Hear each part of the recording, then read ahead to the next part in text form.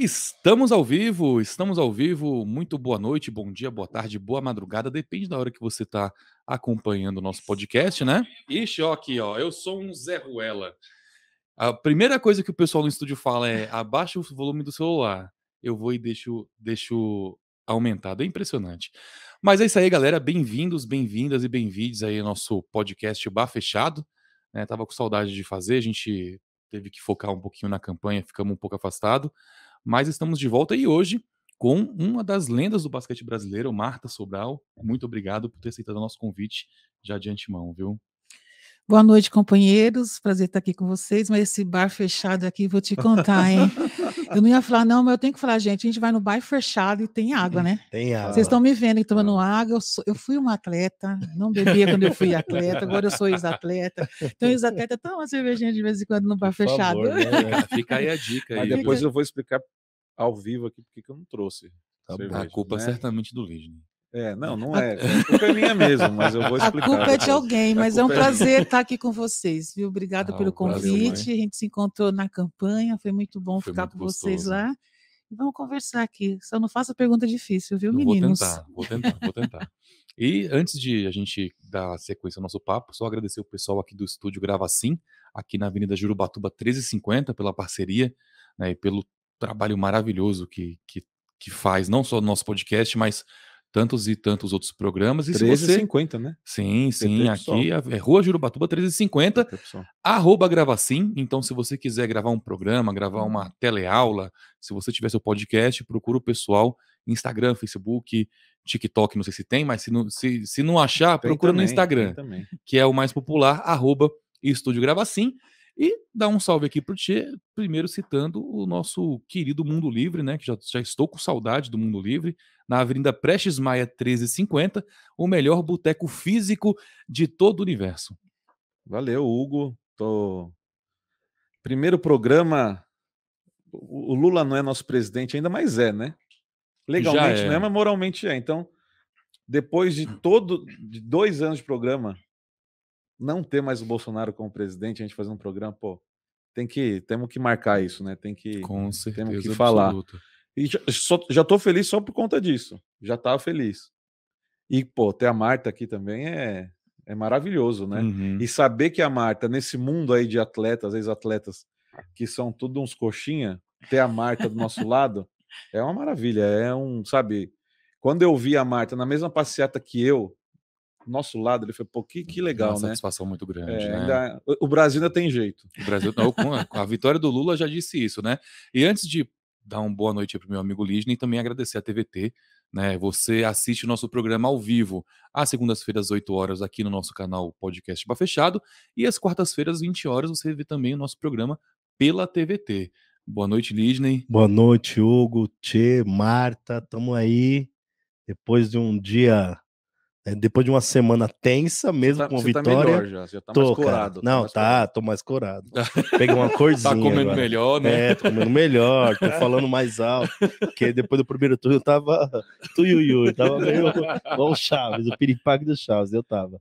Mas agora a gente tá melhor, né? Vamos ver agora esses próximos dias que tem pela frente aí de surpresa. Mas valeu, viu, Marta, por você ter vindo aqui, atendido esse pedido aí dessa companheirada tão boa para te assistir aqui e ouvir você falar. Eu não podia deixar de vir, né, com os companheiros. A gente se encontrou na nossa campanha, foi muito bom. Eu sempre falo que a campanha me deixa assim feliz, honrada de poder fazer aquilo que a gente tem que fazer, né, que é ir para as ruas e conseguir o voto que a gente precisava para o Lula ser eleito. Sim.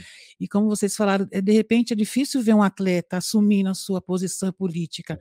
Até eu mesma tive dificuldade de assumir algumas coisas, porque a gente sempre fala que as pessoas, né, que a gente fala com os políticos, sempre usa a imagem do atleta para benefício próprio, mas eu queria que usasse realmente nessa campanha, que usasse e abusasse da minha imagem, se for, para poder ajudar, né? Espero que eu tenha ajudado o Lula nessa campanha, eu fiz o que eu pude, né, com o nosso mandato, e muito feliz de poder ter participado dessa campanha, e quero muito continuar.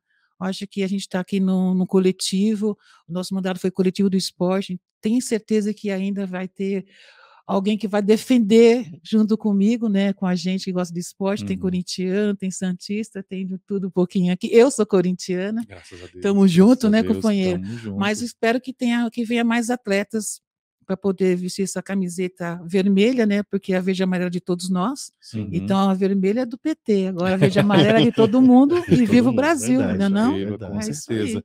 Bom, eu quero começar, digamos, oficialmente nosso papo, falando um pouco sobre futuro. A gente teve no governo Lula, né, Lula 1 e Lula 2, como gostam de falar. Agora é o triplex, né? Agora é o triplex. A gente teve uma evolução do esporte de base, até porque o governo federal tinha como mote tentar, e conseguiu, sediar a Copa do Mundo e sediar as Olimpíadas no Rio. E houve um investimento muito maciço no esporte, e esse investimento caiu bastante depois que a Dilma foi derrubada. No caso do basquete também, infelizmente, foi desse jeito. E aí eu queria saber de você o que você espera, o que você deseja e o que você vai, inclusive, também reclamar, né, demandar ao governo federal para que se faça no esporte, principalmente no basquete, que é a tua área. Eu acho assim, eu falo não só pela modalidade que eu defendi, que é o basquete, mas falo para todos os atletas.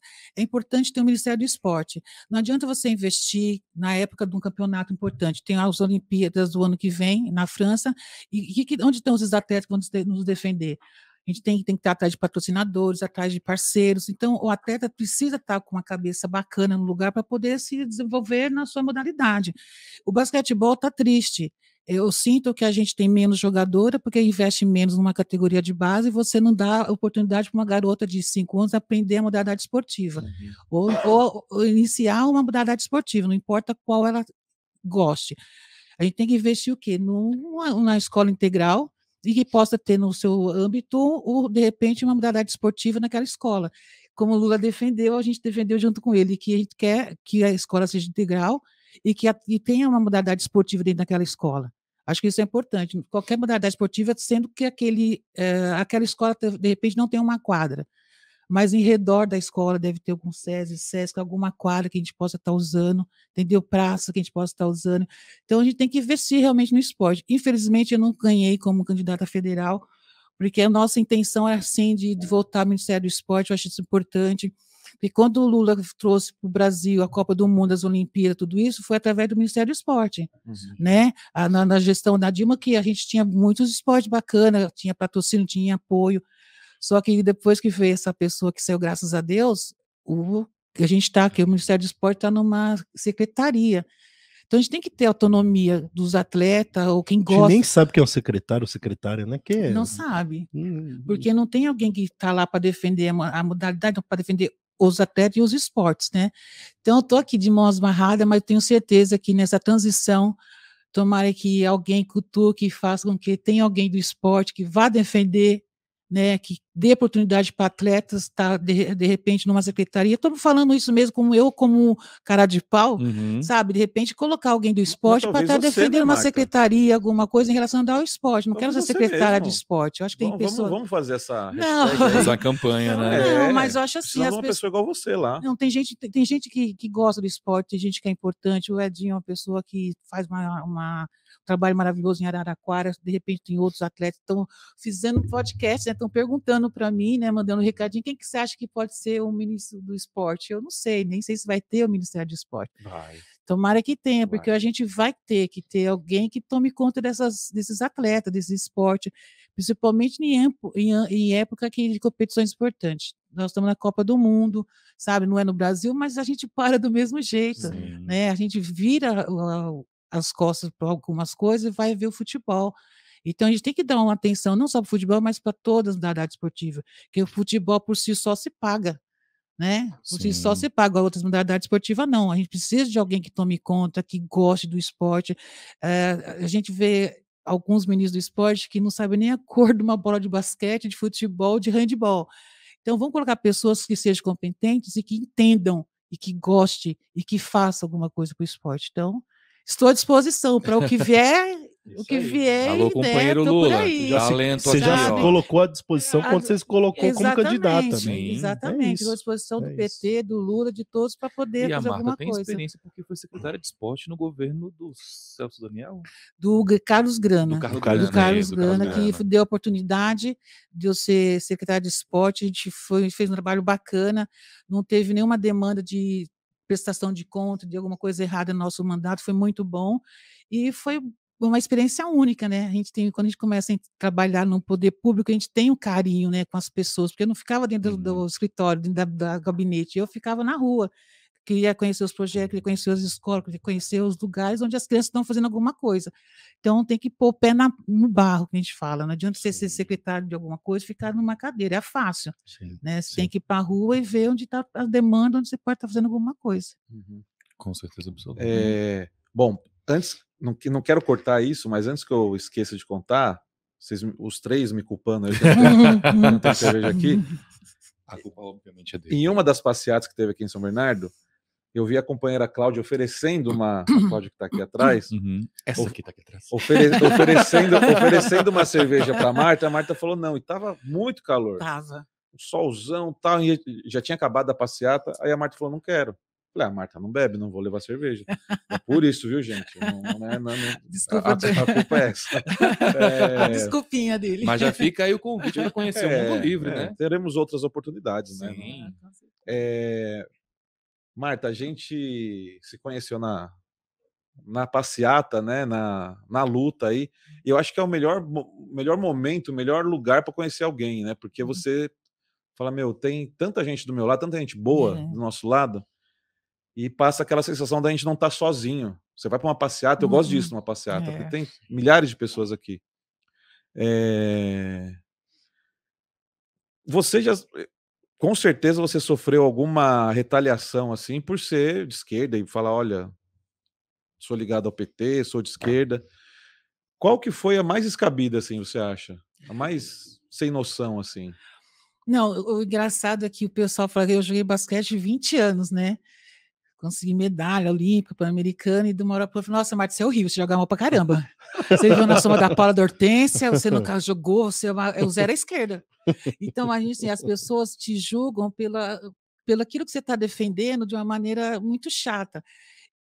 A minha história como jogador de basquete não vai mudar, sabe? Quem conviveu comigo, sabe que eu fui uma jogadora de seleção brasileira que defendi o Brasil por mais de 20 anos. Então, a minha história vai estar ali agora, porque eu estou no PT, porque eu fui candidato do PT, o pessoal me odeia agora. Do mesmo jeito que eu ganhei vários seguidores, também perdi vários seguidores. Mas eu quero ter as pessoas do meu lado, que sejam pessoas que gostam de mim e que torçam por mim, independente da minha opção sexual, religiosa, de partido político. Eu acho que a história como atleta, acho que não tem que ser apagada por causa de uma campanha política que realmente, infelizmente, quem saiu perdendo foi quem perdeu, né?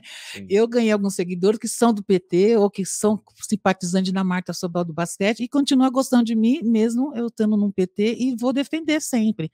Então, se as pessoas gostam de mim, vão ter que gostar do jeito que eu sou, como eu sou, e pelo partido que eu estou defendendo com muita garra e força. Tenho certeza que muitas coisas boas vão acontecer para mim em relação ao partido, ou se não acontecer, o coração que eu sinto, pelo amor que eu sinto pelo PT, não vai mudar de jeito nenhum.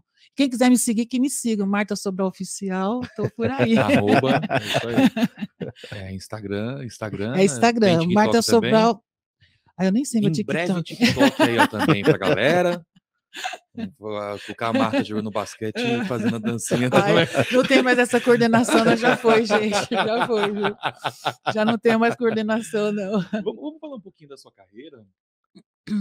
Porque eu falei uma vez, eu vou falar duas, a gente colocou na descrição, e eu me sinto muito feliz em estar conversando com você, porque você é um dos maiores nomes do basquete brasileiro de todos os tempos, né? Eu não sei se você sabe disso. Eu tô te olhando. Mas como é para você, nas suas lembranças, você tem noção do papel que você exerceu, da grandiosidade de tudo que você fez? Ou foi tudo tão natural acontecendo as coisas que para você foi tranquilo? Eu ainda não tenho noção, porque, graças a Deus, hoje eu tenho 58 anos, já parei de jogar basquete há mais de 30, e as pessoas ainda não me reconhecem, vêm falar comigo, ou fala para o filho, né? Porque tem meninos que têm idade de ser meu filho, ser meu neto. Então, as pessoas falam, ela foi jogadora de basquete, de reconhecer na rua. Lá na nossa passeada, nossa campanha, muitas pessoas, Marta do basquete, que legal, vinha tirar foto numa boa. Só que essa semana mandaram uma mensagem para mim no Instagram que até eu fiquei assim emocionada e falei, nossa, nunca pensei nisso. um rapaz perguntou assim, Marta, você sabe quem foi a primeira jogadora da seleção brasileira que disputou a Olimpíada? Eu falei, não. Que fez uma cesta na Olimpíada, que foi a primeira jogadora que fez a cesta na Olimpíada. Eu falei, não sei, né? Mandei para ele, não, infelizmente eu não sei. Aí ele falou assim, você, na Olimpíada de 92, você fez a primeira cesta de 3 pontos contra a Itália. Eu falei, nossa, eu não sabia. Então, são coisas que nunca passou pela minha cabeça, eu ser a primeira jogadora, e ele achou super importante ele contar isso para mim, eu fiquei muito feliz. Então, até hoje as pessoas gostam, assistem algumas coisas que tem ainda no YouTube, tem algumas coisinhas minhas lá. Então, eu fico feliz de saber que as pessoas me reconhecem, mas eu ainda é difícil saber da importância, né? Eu sei que na minha época eu tive companheiras bacanas na minha trajetória, porque como o esporte é coletivo, do mesmo jeito que eu estava lá, estava a Hortência, estava a Paula, estava a minha irmã Leila, estava a minha irmã Márcia, são pessoas que passaram na seleção brasileira e que me fizeram estar onde eu estou hoje aqui conversando com vocês, falando do meu passado, de uma coisa que eu adoro, jogo basquete até hoje e que me trouxe até aqui. Então, eu tenho mais a que agradecer e ainda acho que as pessoas me veem na rua e falam, nossa, você é aquela jogadora, né? Então, às vezes eu não tenho noção, eu ando na rua do mesmo jeito que eu ando em qualquer lugar, tô de chinelo, o pessoal olha para mim, nossa, você, nunca pensei que você está aqui na minha loja, na minha casa, minha vizinha. É muito legal, eu fico feliz, fico feliz. Gostoso, muito né? feliz. A primeira medalha que vocês ganharam foi bronze em Caracas, né, em 83, é isso? Você sabe que a gente tem vários campeonatos anteriores que a gente só lembra de um, que é o Pan-Americano, né, de 91 e das Olimpíadas, mas a gente tem sim, que nós disputamos outros campeonatos, que foi importante, que até a gente esquece, sabia? Como jogador até é feio eu falar, mas a gente lembra, a gente acha que tem outros campeonatos importantes, como você falou, que a gente não conta muito. Legal. Ô, Marta, eu tenho 2 perguntas para fazer com você da sua história, da sua carreira. Uma, que eu acho que é o desdobramento do que você é como figura política, né? De ser uma mulher que se reconhece na política e de um lado da política. Eu acho que também tem muito a ver com sua trajetória de jogadora. Tem uma coisa que você comenta, que é o racismo que vocês sofriam ou inconscientemente não entendia aquilo concretamente, que era um racismo que existia, né? 2 jogadoras de destaque, que eram 2 mulheres brancas, e as mulheres com tanto potencial quanto você e tantas outras, que não tinham o mesmo patrocínio, que não tinham o mesmo salário, que não tinha, né, as mesmas oportunidades para além da quadra, né? E você hoje se reconhece como uma mulher de esquerda, né? Uma mulher negra, uma mulher que se reconhece na política brasileira por um lado. Você acha que tem a ver um pouco a sua trajetória também com o basquete? E a segunda pergunta que eu tenho é, como é que é conhecer o Fidel? Como foi isso? Isso aí os 3 já iam perguntar. Olha, E ele era grande mesmo, né? Era. Ele era jogador de basquete, né? Foi. Amador. Foi. Olha só, gente, eu falar de preconceito, a gente acaba vendo as coisas agora, né? Que quando eu tinha 13, 14 anos, a gente achava que aquilo lá, quando me chamava de girafa, quando eu era muito doente na minha escola, cotonete de urubu, então eu xingava também para coisa de adolescente. Mas o preconceito maior que eu tive foi quando o primeiro clube que eu joguei foi no Hebraica em São Paulo, não sei se vocês conhecem lá em Pinheiros, e as minhas amigas de quadra, minhas companheiras, minhas colegas eram brancas, eu era a única negra que tinha ali. E eu, por mim, tudo bem, eu entrava e saía, mas eu percebi que eu só podia entrar pela lateral do clube, porque o Hebraica bem frente à Marginal, tem aquela entrada linda, maravilhosa, eu entrava pela lateral. Mas até achava que aquilo era normal para mim. Até que não, porque todo mundo da minha equipe entrava pela porta da frente, e eu tinha que entrar pela porta de trás. Então foi ali que eu fui percebendo que as pessoas estavam vendo a cor da minha pele, que aliás é linda demais. Sim. Os branquinhos, quando chega o final de ano, quer que torça para ter sol, para ficar com a marquinha, ficaria maravilhoso, e eu fico com a minha vida. Fica tudo vermelho. Eu fico com a minha cor linda, mas para o ano inteiro, a vida toda. Então, no inverno estou bronzeada. Mas acho que o único preconceito que eu tive, mas em relação às minhas jogadoras de clube, cada uma fazia o seu contrato na nossa época, não tinha que nem hoje tem a gente, né?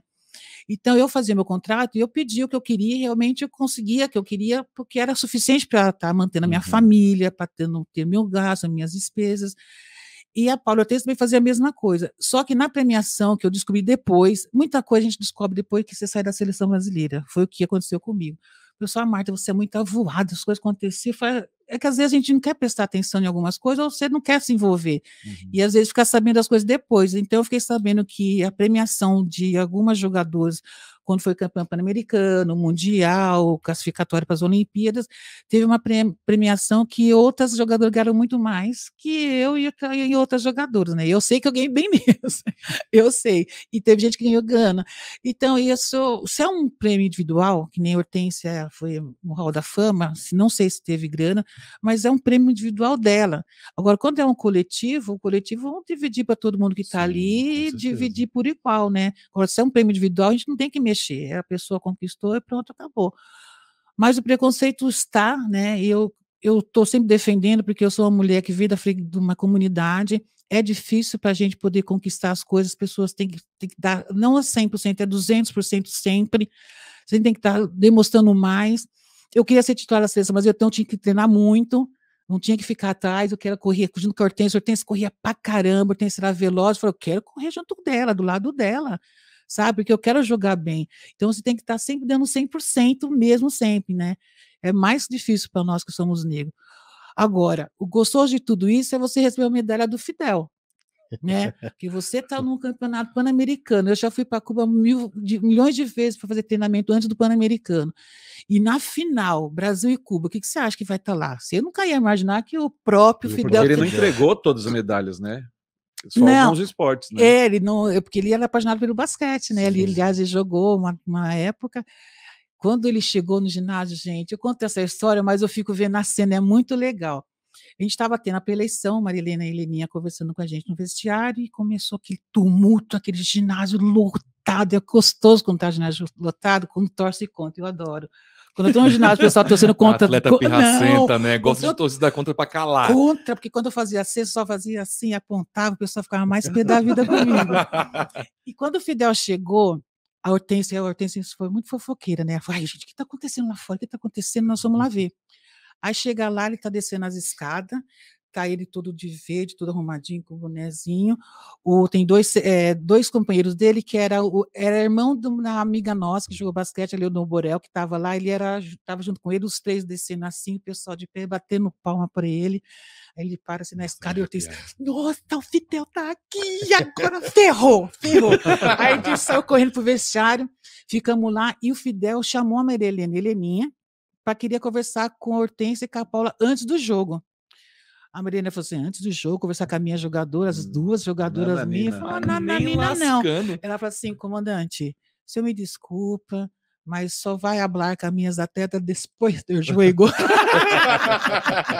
Lá depois. O espanhol maravilhoso. Imagine. Lá na hora ele falou assim, mas professora... Fidel nada burro, né? Não, ele é bem espertinho. Antes, ele queria falar antes com as meninas. Mas tudo bem, rolou o jogo, né? Que vocês viram que nós ganhamos.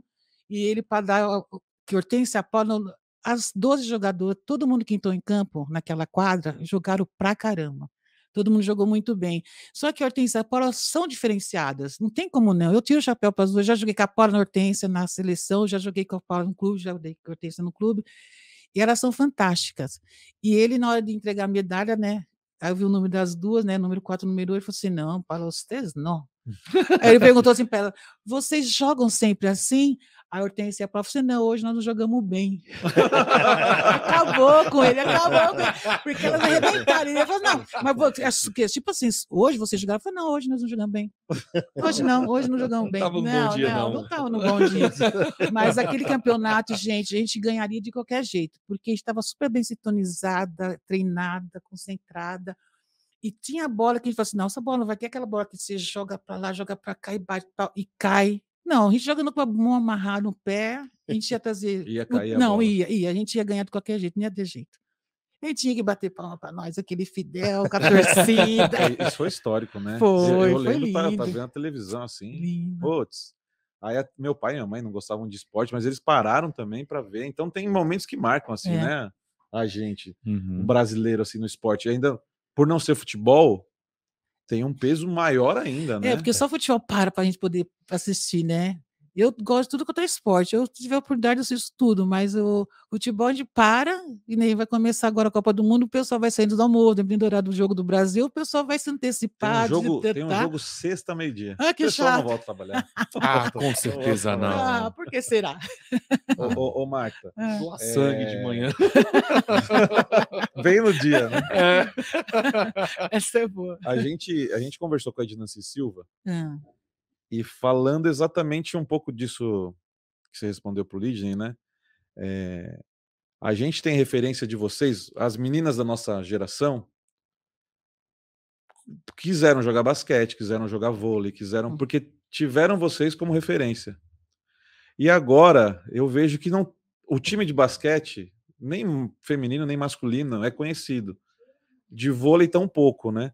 Então não tem mais essas referências. E nem do futebol, porque eu também não conheço 90% daqueles caras ali, eu não acompanho. Mas aí por motivos diferentes, né? Sim, mas eles não jogam no Brasil, entendeu? O futebol a molecada vai cedo para fora, mas os esportes olímpicos, eles não tem patrocínio, não tem nada, não tem uma ajuda, né? E também do governo, né? Nesses 4 ou 6 anos também, esses 2 do Temer também ficou sem ajuda, né? E antes a gente via vôlei, via basquete, né? Também tinha o Senna lá. Como fazer para essas meninas aí olharem o basquete, olharem o vôlei, né? Olharem outros esportes que não o futebol na sua cabeça, nem tanto como atleta, mas como uma pessoa que já teve uma experiência como secretária, né, da cidade de esportes da cidade de Santo André. Você estando do outro lado, assim, como fomentar essa referência nas meninas? Deixa eu emendar uma coisa. Eu sempre ouvi falar de amigos meus que são ligados à área de esporte, que o basquete sempre foi muito boicotado também aqui no Brasil, né? Porque o basquete, na maioria, ou boa parte do mundo, ele é o primeiro ou o segundo esporte, né? Uhum. E aqui ele começa a ser o terceiro esporte, né? Primeiro futebol, né? Segundo o vôlei. O vôlei teve um destaque muito forte, e depois o basquete, né? E nos outros lugares, na América, né, ou na Europa, o basquete também se desponta como um dos primeiros esportes. E sempre falaram para mim que existe um boicote também, né, da ascensão do basquete aqui, para além das referências, né, o esporte em si. Você acha que existe isso? Não, que eu acho assim, o esporte tem que ter apoios, patrocinadores, né? E a gente precisa ter, que nem vocês falaram, de ídolos, né? Mas, gente, eu tão pouco conheço algumas meninas da seleção brasileira, porque você acompanha a seleção brasileira quando elas estão ganhando, né? Quando ganham uma Olimpíada, um Pan-Americano, porque a gente não tem canal aberto que disputa, que nem antigamente a Globo passava jogos nossos da seleção brasileira. Uhum. Então a gente é visto mais por causa que é um canal aberto. Geralmente hoje os canais são pagos, nem todo mundo tem como ficar assistindo um jogo, TV a cabo pago. Então, acho que você tem que disseminar, fazendo o quê? Campanhas. Mas quem são os seus jogadores? Você vai fazer uma campanha e fala, nossa, eu nunca vi essa pessoa. Então, a gente tem que começar o quê? Mostrar. O Luciano do Vale, que Deus o tem, ele foi um cara que levantou o futebol feminino, levantou o basquetebol feminino e outros esportes também, boxe. Por quê? Porque ele dava oportunidade.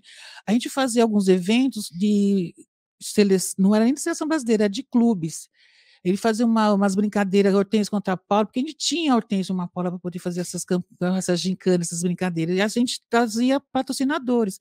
E a gente era mais vistas também, porque, gente, apareceu na Globo, infelizmente, se aparece em tudo quanto é lugar, né? Então, a gente tinha pelo menos uma hora ou outra que passava um jogo de basquetebol da seleção brasileira ou de clubes. Então, a gente conseguia mostrar o nosso basquetebol. Agora, hoje, a gente está terceiro lugar do esporte mais praticado no Brasil.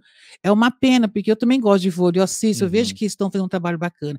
Vamos copiar. O que o vôlei fez para poder ter jogadoras novas, jogadoras altas? Quando vejo essas meninas de 15, 16 anos do basquete, do vôlei, eu fico com inveja, porque a gente não consegue trazer essas meninas para o basquetebol. A gente precisa de meninas altas, jovens, só que tem que o quê?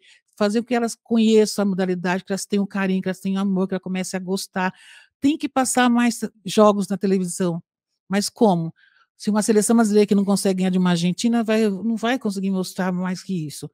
Infelizmente, eu falo isso porque eu conheço. Eu sei do potencial que o Brasil tem. Se você investir, Se você acreditar, você tem potencial aqui que dá para poder fazer uma seleção bacana, disseminar a modalidade e conseguir o que nós, na nossa época, conseguimos, né? Que ser o segundo esporte mais praticado no Brasil, que era o basquete. Ô, Marta, mas talvez também não falte um pouco de vontade política por parte da Tudo tem confederação, política, tudo. porque eu vejo, por exemplo, que...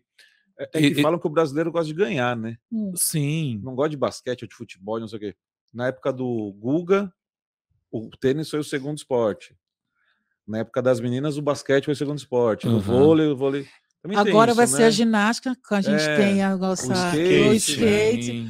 Então, eu acho que a gente pensa assim, a gente gosta de muita coisa de moda, né?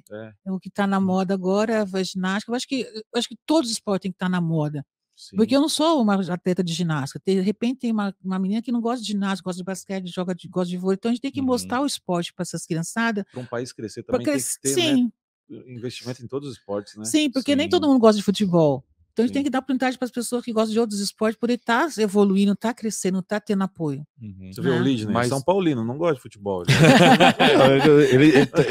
Como ele falou, o brasileiro gosta de ganhar. Não ganha mais bosta nenhuma, eu também não torço mais. E gosta mesmo, porque a gente, quando nós pegamos medalha de prata, o pessoal falou, nossa, medalha de prata só, nossa, a gente é tão difícil disputar uma Olimpíada. Os Estados Unidos, então, né? Nós fomos para a final, que a gente foi vice, então o pessoal Eu tenho uma ex-aluna minha que joga basquete, né? Foi com 17 anos, ela se formou no ensino médio e foi para os Estados Unidos. Você vê, né? Aqui tem que sair para ter um pouco de oportunidade de fazer aquilo que ela gosta. Mas era o que eu ia falar, principalmente no basquete feminino, porque o masculino ainda tem acho que é NBB que chama, né? Sim. Que é um campeonato bem organizado, né? Tá bem legal, tá bem organizado. E o campeonato em si, pelo menos eu vejo dessa forma, o NBB ele tem muito mais visibilidade no país do que, por exemplo, o vôlei.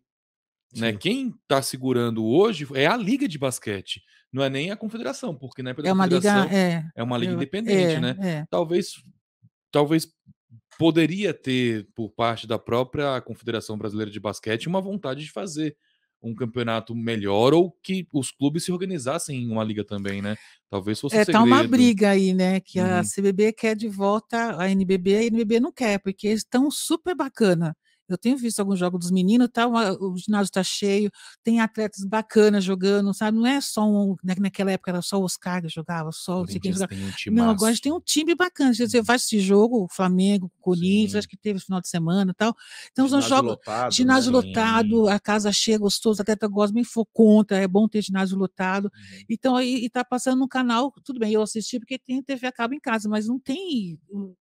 Tem gente que quer assistir, mas não tem como. Você liga a Globo, coloca um brilzinho ali, você consegue ligar a Globo e assistir alguma coisa, mas tem gente que não tem como, sabe? Então não dá para você fazer alguma coisa em relação ao esporte se você não consegue atingir as pessoas que têm que ser atingidas, né? Ô Marta, deixa eu te falar uma coisa. Para além, a gente falou um pouco aqui do Fidel, né, pensando em Cuba. Quando a gente pensa em Cuba, né, pensa no esporte também. Sim. Porque Cuba é destaque em vários esportes, né? Não é só em uma modalidade, né? Não é reconhecido igual ao Brasil. Jogos de vôlei. 92, sim. Nossa, era uma batalha na quadra, né? E você tem você tem times bons, tanto no handball, boxe, né? Os caras são bons quase em tudo, né? Então, mas parece que lá tem uma outra concepção de esporte, que é um esporte que é integrado à educação. Ela não é uma coisa descolada, né? Não. Hoje eu sou professor do estado. Vou ter como governador um carioca aí.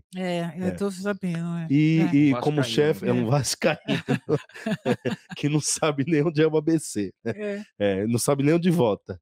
Mas aí eu fico, acho muito chato. Eu vejo o esforço dos professores de educação física, por exemplo, que a gente tem dentro do estado, e as mínimas condições que esses profissionais têm para aplicar mesmo a educação física, né? E de um outro lado também você vê uma miserabilidade muito forte, onde a juventude, ao invés de estar na educação, está trabalhando, né? Com 14, 15 anos. Sim. E a gente acha isso bonito, né? Trabalho desde cedo, tô formando um cidadão de bem, né? Porque acha que é isso, né? E essas pessoas... Aí dá no cara no caminhão e lá. mal essas crianças e adolescentes consegue passar e ter o gosto também pelo esporte, né? Para além dessa questão que a gente fala aqui do alto rendimento, inclusive a gente estava entrevistando a Dina C, ela falou que não sentia saudade, né? Não sentia saudade de disputar, porque também era um momento de muita tensão, né? Que o alto rendimento também exige muito do indivíduo. Eu acho que ainda mais o esporte dela, que é individual, por mais que ela tenha um treinador, preparador físico, só que na hora dela estar ali, depende dela só. Então, eu acho que a pressão nesses atletas que fazem esportes individuais, que tem que ter, que nem a gente está falando muito da nossa ginasta, ela está usando agora muito psicóloga, né? Tá se cuidando psicologicamente, porque acho que todos até têm que ter isso. Porque a gente, como esporte coletivo, de repente eu não estou legal, entra outra pessoa no meu lugar. Né, se eu estou bem naquele momento, eu saio um pouquinho, descanso, depois eu volto, vejo o jogo, como que está, e eu volto, posso ser que eu volte melhor. Agora, no caso da Linenci, a gente precisa ter no esporte individual, tem que ter um carinho maior para esses atletas, porque a pressão é muito grande. Eu, no meu caso, responsabilidade, põe a bola por tenso e pronto, acabou. Ela não é a dona da bola. Agora, no caso da Linenci, não, é ela com ela mesma. Então, a gente tem que ter um cuidado especial com esses atletas. Só que só na hora da competição, gente, ela já passou tantas coisas, na competição é tudo ou nada. A liga tem que estar mais calma, mais concentrada, com mais apoio, né? Então a gente tem que fazer alguma coisa para isso acontecer. Como? Pergunto para vocês, como a gente faz isso? Tendo alguém alguém que tem um olhar para o esporte, não só como inclusão social, com alto rendimento, mas que é tão importante para a saúde da gente. Depois da pandemia, todo mundo começou a fazer caminhada. Se não começou, vai começar a fazer. As pessoas estão se cuidando mais, não é por aparência de ficar bonita, é a aparência de ter mais saúde. A pandemia deixou todo mundo louco, ficar dentro de casa. A gente fica doido. Mas for uma casa grande, uma casa pequena, o problema psicológico nessa pandemia atingiu todo mundo. Exatamente. Não é? Então a gente tem que tomar cuidado. Então, o quê? O esporte, caminhada, essas coisas é importante. Então tem que ter um olhar para o esporte. O esporte é muito importante. Inclusive para a saúde mental, com certeza. Né? O esporte e as artes, né? A gente viu Sim, quanto a gente era tudo, tão, né? Na pandemia a gente deu mais valor ainda, né? E no cinema e no teatro. Só o governo federal que não. Então, mas a gente vê que é um projeto mesmo. É um projeto. O Ministério da Cultura e do Esporte, ele transformou em secretaria e deixou de lado, né? Que é o que muda é o que muda um país, né? É o que muda um país, né? O esporte e a cultura, né? Exato. Eu vou pedir licença aqui, ler um pouquinho do que a galera está escrevendo aqui no nosso YouTube, né, e mandar um abraço para Juliana Furlan, pro Fute Canal, que mandou aqui, ó, minha amiga Marta Sobral, um grande beijo do Carlinhos e da Rita de Araraquara, estão assistindo a gente. Luciano Oliveira, MVP, Marta é a representatividade em todo sentido, parabéns pelo podcast. Silvana Simonato, Ney Engel, nosso membro do canal, muito obrigado, Ney. Douglas Borges, boa noite. Luiz Fernando Franco, o Nicolas da Caixa, ele tá mandando um abração para você. Um beijo. Ele colocou aqui, ó, Marta Sobral, saudades, jogadora top e gestora de esportes melhor ainda em Santo André. Muitos eventos juntos. Parabéns aí pra gente por trazer um exemplo para nós. Entregamos um parque habitacional, tipo Minha Casa Minha Vida, no Parque Bandeirante em Santo André, com a presença da Paula. Me emocionou muito, pois era uma política pública da minha empresa, né, que era a Caixa, e se tratava do meu bairro, no bairro dele, que interessante. Ver a transformação social através dessa realização. A Carla Valezin tá mandando boa noite, Cris Akemi, Laudice Soares, de Vitória de Santo Antão. De Vitória de Santo Antão. Um abraço, inclusive, para todo o povo de Vitória de Santo Antão. Tô chegando aí. E para Pitu, depois né? da posse. Inclusive, saudade de tomar uma Pitu, né? Inclusive. Precisava de estrutura nas escolas urgentemente, é o recado da Cris Akemi. A sua maior... dá para comparar as realizações como gestora pública e como atleta? Quando, por exemplo, você vê um pessoal que recebe um apartamento do PAC, dá para comparar a felicidade de receber uma medalha de ouro, por exemplo, com a felicidade de garantir a habitação para uma pessoa? Olha, o sonho de todo mundo, Eu falo assim, que nem o atleta, o jogador de futebol, a primeira coisa que eles fazem quando ganham uma grana, eu vou comprar uma casa para meu pai e para minha mãe. Todo mundo pensa nisso. Todo mundo quer uma casa. Ninguém quer morar na rua, que esse fio que está tendo esses dias, ninguém quer morar na rua. E você entregar uma chave para uma família é como se estivesse entregando uma medalha para mim. Então, eu fico feliz de ter participado desse momento. Né? A gente fez um trabalho bacana aqui em Santo André com o Nicolas da Caixa. E eu fico feliz de estar participando. Um beijo para o Nicolas. Eu quero que continue assim, sabe? Que tenha apoios para essas pessoas. Porque o número de pessoas que estão morando na rua não é porque elas querem. Essa pandemia acabou com a gente. Perdemos empregos, perdemos casa, porque ninguém consegue pagar um aluguel. O aluguel é maior que o nosso salário. Como você vai conseguir pagar um aluguel? Ou você come, ou você paga aluguel, ou o que você faz? Então, o que a gente tem de pessoas na rua, famílias na rua, a gente tem que olhar para eles. Então, você receber uma chave de uma casa para você poder colocar os seus filhos, não tem, é uma medalha, vida, né? É uma medalha que você Parece tá que o prefeito de São Paulo está fazendo uma boa atitude agora. Tá entregando containers.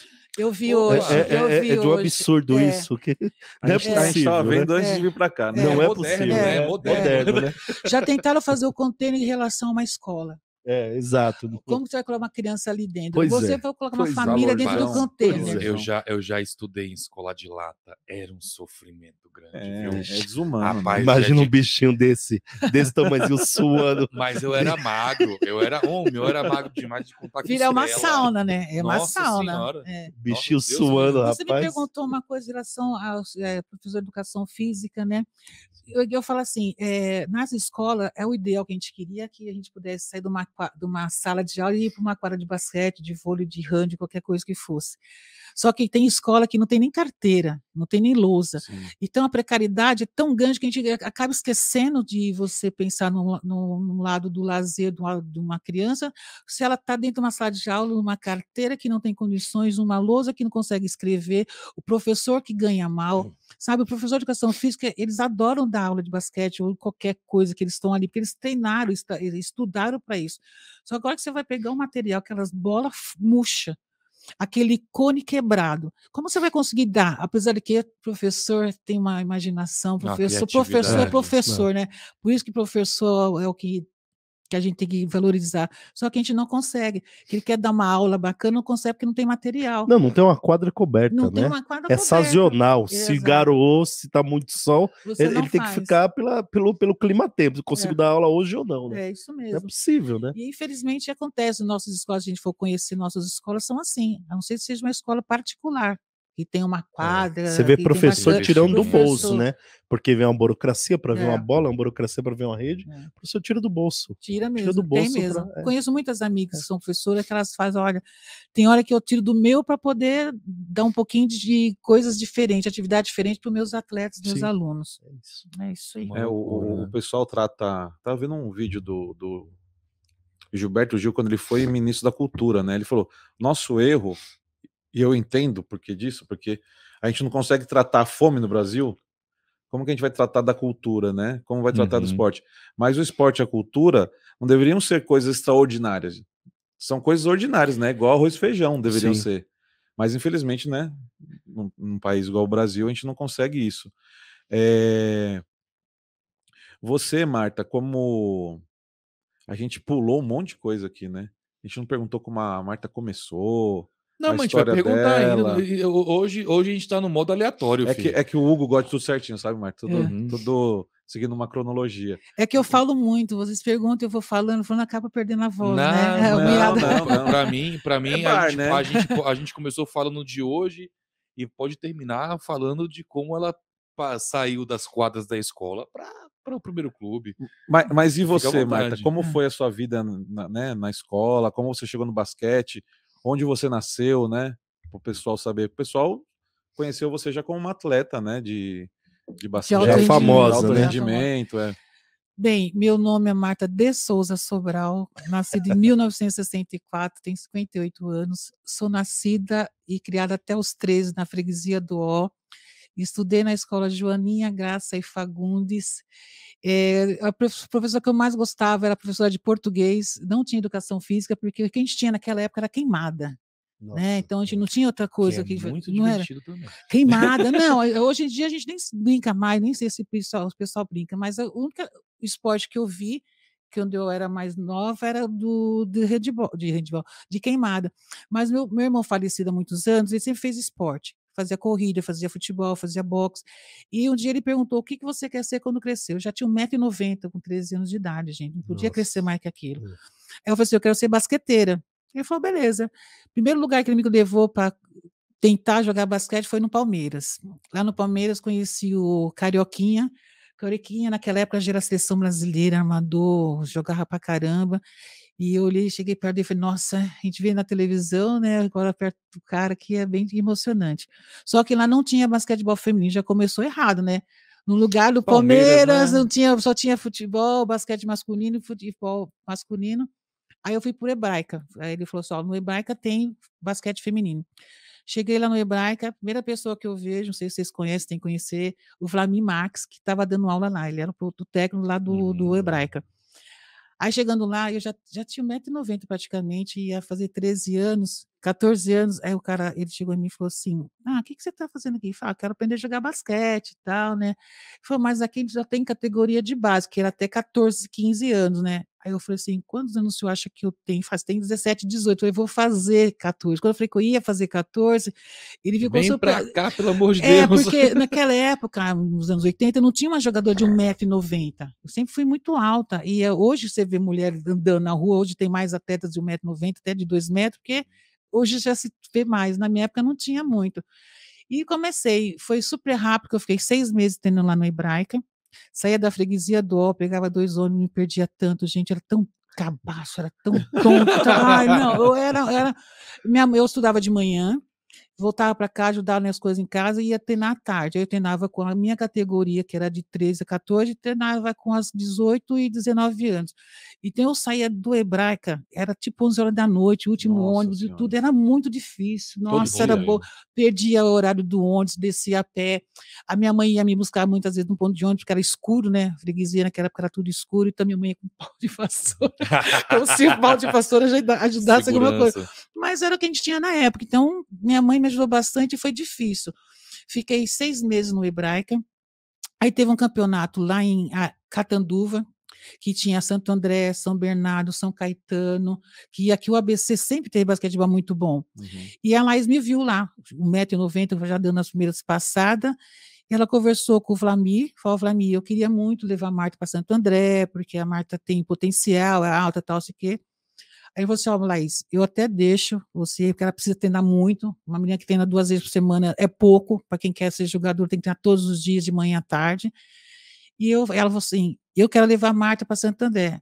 Aí ele falou assim: não, leva a Marta, só que você tem que levar a família dela inteira, que é uma menina pobre, tem comunidade, não sei o quê, tem o pai desempregado, a mãe que é empregada doméstica. Né? Aí foi meu pai, minha mãe, papagaio, periquito, todo mundo para Santo André. Ei, coisa boa. Vinha para Santo André. A gente veio morar numa casa bacana, perto da Pirelli. Nosso quintal ali, ela cresceu praticamente, né? O meu irmão, perto do clube da Pirelli. O Meroton, morei ali. Então foi muito bom, né? Eu estudava de manhã, eu passava o dia inteiro batendo bola com as minhas irmãs, com o time. E daí foi. Minha primeira convocação foi com 16 anos, foi muito rápido também, foi a seleção de novas. Caramba. O Barbosa, que foi o primeiro técnico, né, que me convocou para essa seleção. Aí daí para frente, 80, né? Daí para frente fui em todas as seleções, só não fui na 94, que o pessoal fala: você foi campeão do mundo. Eu falo que não, mas o pessoal fala que sim, porque a partir do momento que você está numa seleção brasileira, você faz parte daquilo. Sim. E o Juca Kfouri fala assim para mim: Marta, você faz parte, você é campeã em 94. Eu falei: eu não joguei, eu não estava lá. Eu falei: não tá, porque você sempre será a seleção brasileira. Então até hoje eu falo: faço parte de 94, eu sou campeã de 94 também. Qual foi o campeonato mais difícil para você desses, independente de ter ganhado ou não? Eu digo difícil não competitivamente, mas que talvez tudo tinha que dar errado, ou que deu errado, ou às vezes uma lesão, ou de um clima difícil entre a seleção. Dentro da seleção, qual foi o torneio mais difícil que você já disputou? Olha, gente, antes de primeira Olimpíada que nós fomos foi em 92, né? O basquetebol feminino. Barcelona. Então, o feminino nunca tinha participado de uma Olimpíada. Então, nós queríamos participar de uma Olimpíada, né? Então, o nosso pré-olímpico foi muito desgastante. Então, a gente treinou muito, foi na Espanha. Então, foi difícil. A Hortência, nós fizemos uma turnê na Europa para conhecer os nossos adversários, se adaptar. A Hortência machucou o ombro. Sabe, a Rutão também tinha machucado, torcido o pé. Então, são coisas que acontecem durante a preparação, né? Então, nosso medo era ficar sem Hortência. Hortência, gente, não dá para ficar com a Hortência sem Hortência numa seleção brasileira. Então, eu acho que quando nossa primeira classificação, né? Quando nós fomos para as Olimpíadas, que foi difícil. Acho que conseguimos classificar, né? Fomos à Olimpíada, mas a nossa trajetória no pré-olímpico foi difícil, por causa de alguns percalços, né? De dormir no aeroporto, dormir na rodoviária, que é difícil, ter que você vai para a Europa, nem tudo sai como a gente quer, né? Vai que gostou de dormir na Europa, né? Lógico, no chão do aeroporto, no chão da rodoviária, mas faz parte, né? Outra coisa é passear, né? Você carregar a mala dentro do trem, a gente foi fazer uma viagem na Europa, então a gente fazia tudo de trem, Itália, Espanha, então a gente fazia muita coisa de trem. Então, pega a mala e sai correndo até de onde veio aqui, você te acorda com um cara do seu lado, não faz parte da comissão técnica, você fica meio assim, mas faz parte, foi muito bom. Tem coisas muito bacanas na seleção. E como que era o ambiente, assim, da seleção? Tinha muita traquinagem? Vocês faziam brincadeira entre si? Era um negócio mais sério? Como que era o dia a dia? A Hortência era sem graça, que a Paula cantava piada muito. A Paula é muito engraçada, tímida, e ela é muito engraçada. A Hortência tenta ser palhaça também, mas a Hortência tenta ser engraçada, mas ela não consegue. Mas a gente gosta da Hortência do mesmo jeito, né? Ela jogava pra caramba. Mas a Paula é muito mais engraçada. A Paula contava piada, ela conta piada e demonstra como acontecem as coisas, sabe? Faz cara de bêbado, de tudo. A gente era muito bacana, a convivência nossa era muito boa. Ninguém tinha vícios assim de fumar, porque tem atleta que fuma, né? Vai falar que não. Né? Mas não tem nenhum atleta da seleção que fumava ou de fazer alguma coisa. A gente era muito unida. E a cervejinha tinha? A gente sempre cantava uma cervejinha no supermercado, né? Não tinha como. De vez em quando, a Mariana falava assim pra gente: quando vocês estão indo com o fubá, eu já estou voltando com o bolo pronto. Então, tem coisas que vocês estão fazendo que eu já fiz na minha época, então não adianta vocês me esconderem. Então, Maria, a gente pode tomar uma cervejinha hoje? Pode, mas então pronto, melhor pedir, né? Mais fácil. Vou pedir. Porque a gente vê ex-jogadores de futebol hoje, o pessoal tá tudo fora de forma, né? Mas o pessoal do vôlei, do basquete, não. Você vê, o pessoal conseguiu manter, né? O corpício. O corpo como era, né? Ô, Marta, você falando assim, né? Não dá. Realmente a Paula e a Hortência eram diferenciadas. Mas eu lembrando aqui, as 3 jogadoras que mais apareciam, que o povo brasileiro conhecia mesmo por nome, eram vocês 3, né? Realmente as duas são diferenciadas também para você que jogou contra times do mundo inteiro. Elas são jogadoras diferenciadas também em nível mundial. E jogar com o Dream Team feminino, realmente elas são tudo isso? Ou o Brasil conseguiria chegar lá com mais alguns ciclos de Olimpíadas? Não, a Hortência Paula era embaçada. Não, elas foram consideradas as 2 melhores jogadoras do mundo. Não tem como não tirar o chapéu para ela. Eu joguei com a Hortência no clube, a Hortência não gostava de perder nem para o ímpar, sabe? Era uma menina chata. Eu falo chata, no chato de querer ganhar, ela treinava muito.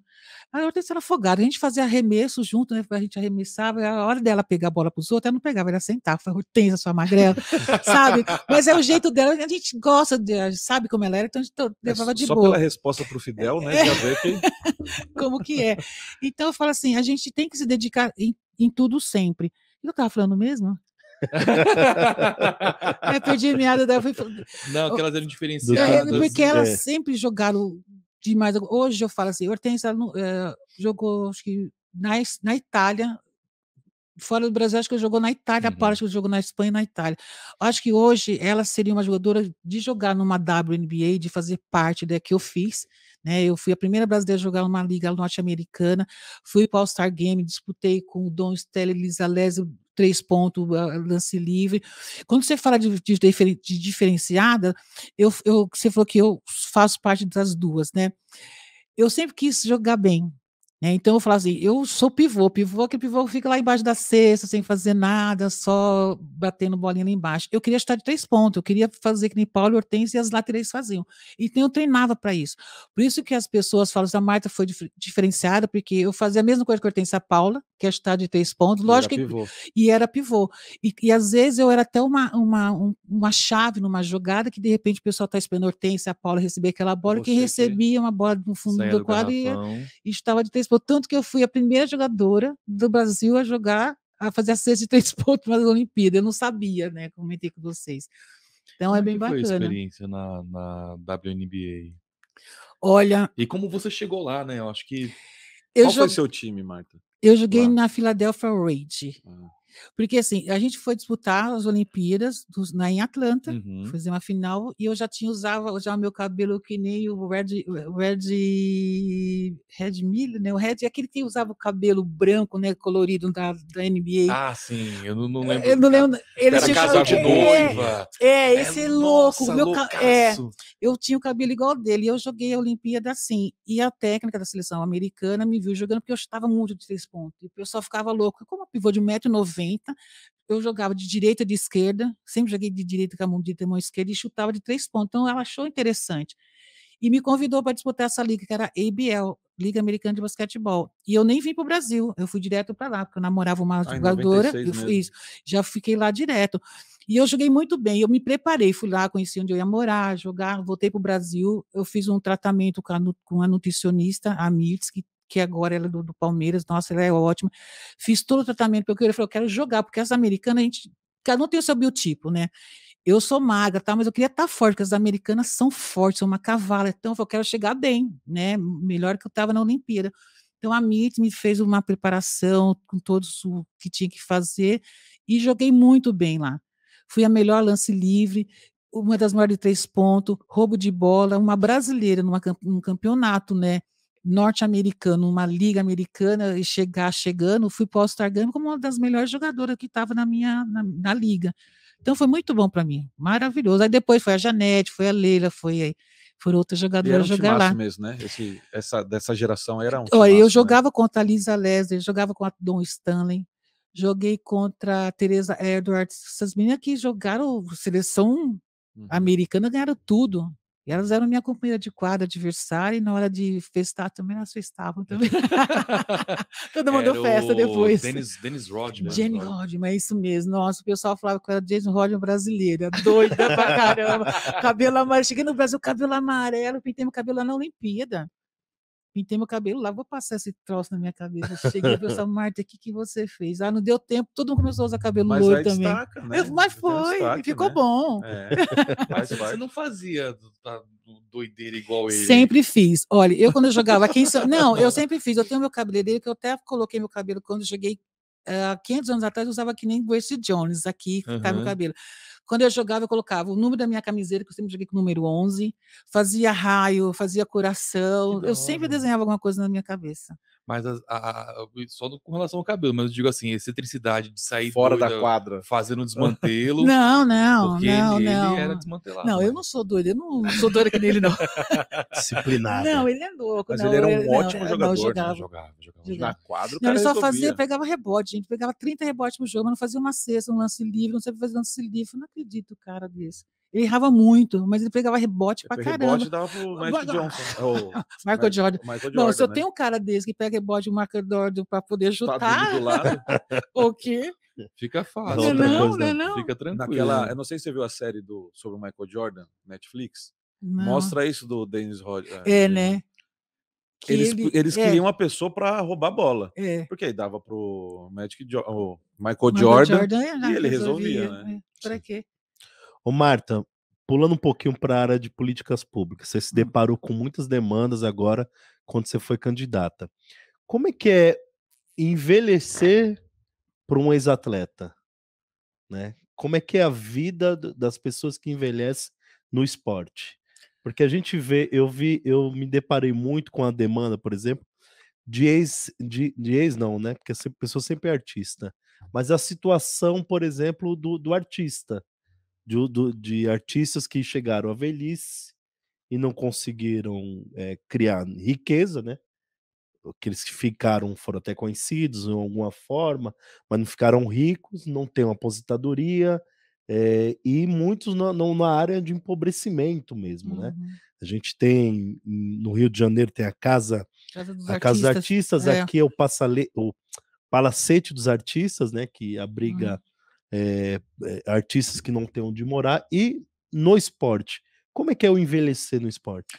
É duro, porque a gente não tem as mesmas condições que tem um artista, não tem aposentadoria, não tem plano de saúde, não tem nada, né? Se você não está empregado, fica difícil. Se você é um atleta, você está treinando, está jogando, você tem aquele ano, você vai ter todos os benefícios. É igual um ator que está com contrato de trabalho. Envelhecer, quando você sai de uma quadra, é difícil. Eu me preparei não financeiramente, que é difícil, sabe? Eu sempre ajudei a minha família. Eu tenho o Instituto Lance Livre, né? Que a gente sempre quer trabalhar com crianças em situação de rua, de risco, que seria no projeto que eu abriu para nós. O primeiro projeto que eu fiz foi lá no Heliópolis. Só que eu não tenho patrocinador mais. Infelizmente, o futebol rouba tudo da gente. Falando sério, gente. Sim, sim. Quando teve Mundial aqui no Brasil, a gente tinha um patrocinador bacana, só que o patrocinador céu do projeto social não só tinha o meu, tinha de outros atletas, que foi tudo para o futebol. Então, a gente tem que deixar um pouquinho de patrocínio, de apoio para esses atletas.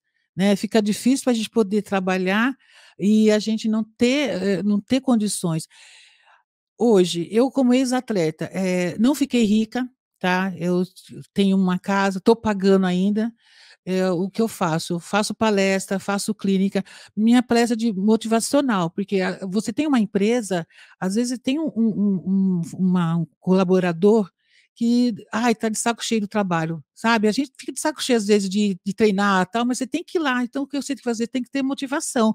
Qual que é a minha motivação? Eu tenho um campeonato importante. Qual que é a motivação de um cara que está trabalhando numa empresa? Qual que é a meta dele? Então, a gente tem que fazer com que aquela pessoa se sinta importante, se sinta à vontade para poder fazer o seu trabalho. Então, eu faço palestra, faço clínicas, né? A gente pode arranjar um lugar, pode fazer uma clínica com adulto, com criança, independente da idade. Acho que jogar basquete, que a gente não pode fazer pelada, que tem gente que não pode jogar futebol, ou então vamos fazer a pelada, vai do basquete, né? Bater uma bolinha, de brincar de vez em quando. Então, hoje eu faço isso. Hoje eu estou sem emprego, eu me dediquei agora na política para fazer a campanha de verdade.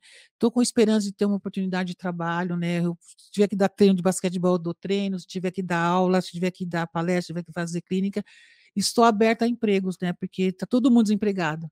Então, vamos ver se esse ano a gente conseguir montar de novo o projeto do Instituto Lance Livre, que a gente tem apoio para poder colocar essas crianças em atividade, e as palestras, né, que às vezes uma empresa não faz, porque também às vezes não tem uma verba, não tem condições de estar fazendo, mas estamos aí, só chamar a Marta Sobral, que está à disposição. Esse desgoverno acabou com tudo, né? Você tem que construir tudo, né?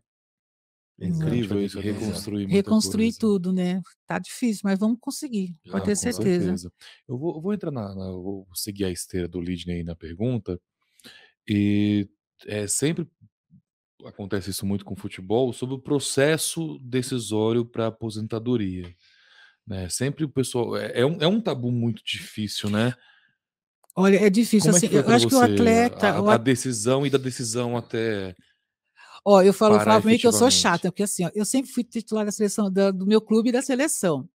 Quando um atleta começa a olhar, que horas são? Começa a perguntar ao preparador, que horas são? Você está querendo acabar logo o treino, né?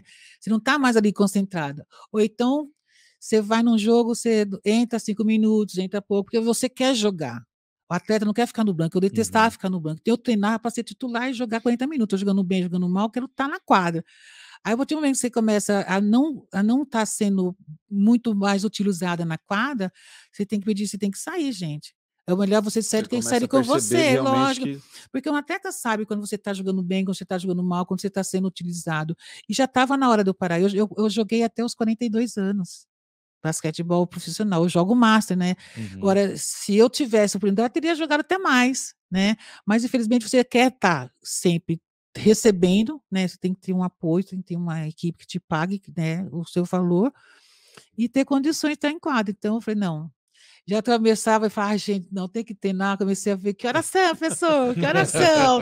Já acabou? Quando começa assim, Pode esquecer, você já não Tá está mais acabando, né? 100% ali dentro da quadra. Então, melhor pedir para sair. E você sabe que a gente fala de atletas que não têm aposentadoria, é difícil. A gente não tem essa instrução de guardar dinheiro, de saber guardar. Algumas pessoas, sim. Às vezes a questão de berço, da família estar ajudando, né? Eu sempre fiz meu contrário, como eu falei para vocês. De repente, eu quis dar tudo para eles na hora e esqueci de guardar para o futuro. Né? Mas tudo bem, o que eu fiz para a minha família e para meus pais, faria tudo de novo igualzinho, porque tudo que eu pude fazer por eles eu fiz. E hoje, se eu estou hoje na situação que eu estou, não é devido à culpa de ninguém, talvez a culpa seja só minha, e também posso colocar a culpa no governo, né? Porque quando eu joguei basquete, esse governo não estava aí. Então, eu que tinha que ter me cuidado um pouquinho mais. E a aposentadoria atleta não tem. Né? A gente queria cuidar disso também. Como se faz uma bandeira importante para lutar, né? Como que faz uma aposentadoria de um atleta, de um jogador de futebol, de basquete, de vôlei, não interessa. A partir de que idade ele pode estar sendo remunerado? A partir é um cara que foi para uma seleção brasileira, ele foi uma vez convocado, ele pode estar recebendo, ele tem medalha olímpica, tem medalha mundial. Ele tem que pensar de uma forma para estar remunerando esse atleta, porque tem atleta que hoje tem dificuldades. Eu estou correndo atrás, não estou passando fome, mas tem atleta, como você falou, tem atletas que estão passando dificuldade mesmo. Como é importante ter um entendeu? ministério. É muito curto, né, o período, né? É muito curto o período de trabalho ativo, trabalhador. né? Olha, eu joguei basquete, eu comecei a jogar basquete com 14 anos de idade, 13, 14 anos. Joguei até os meus 42. Eu não Sem tenho parar, né? sem parar, não tenho aposentadoria. Como que vou Mas ver a isso é exceção, aposentadoria? né? De 14 a Entendeu? 42, né? Mas tem Antes a pessoa Sim. encerra antes, né? Sim. Infelizmente acontece. Então, a gente tem que pensar. É uma coisa que a nossa gestão do coletivo estava pensando, como fazer com que um atleta tenha sua aposentadoria. Né? Porque hoje você está aqui e amanhã. E geralmente, atleta, eu falo por mim, atleta faz um contrato de 12 meses.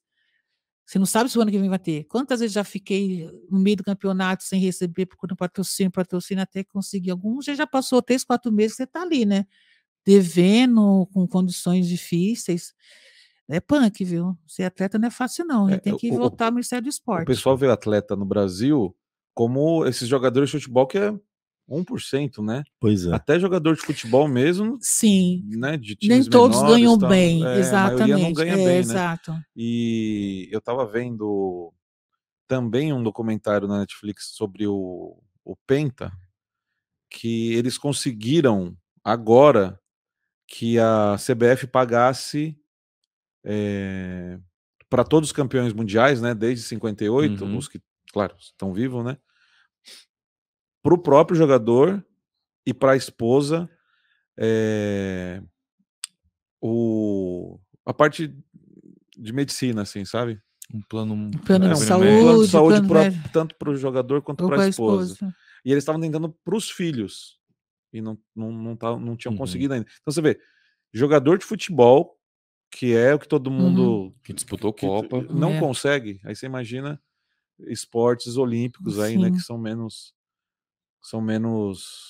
mostrados em televisão, né, tem menos patrocínio e tal. É realmente uma outra. Mas é por isso também que a gente tem que ter um Ministério do Esporte forte, né, para olhar isso também, né? Lógico, porque o Ministério do Esporte tem que ter o carinho de todos os atletas, com todos os atletas. Você não vai defender só a sua modalidade. Eu, como fui secretário de esporte, teve até uma situação chata que aconteceu de um técnico, não vou falar nada, de um técnico que veio falar comigo, mas você tem que me ajudar. Eu falei, não posso te ajudar. Tem que ajudar os atletas, todo mundo, não é só sua modalidade esportiva. A Santander sempre foi um celeiro de esporte. Nossa, eu vim para Santander, tinha toda a modalidade esportiva. E hoje, infelizmente, temos pouco. Mas a gente tem que fazer com que todos os poucos que tem, que tenha todo mundo nas mesmas condições, né? Nem dá só para você esquecer dele. Então tem que dar para condições de todo mundo. E eu, como secretário de esporte, eu era do basquete, o pessoal, não, você tem que ajudar só o basquete. Eu não posso.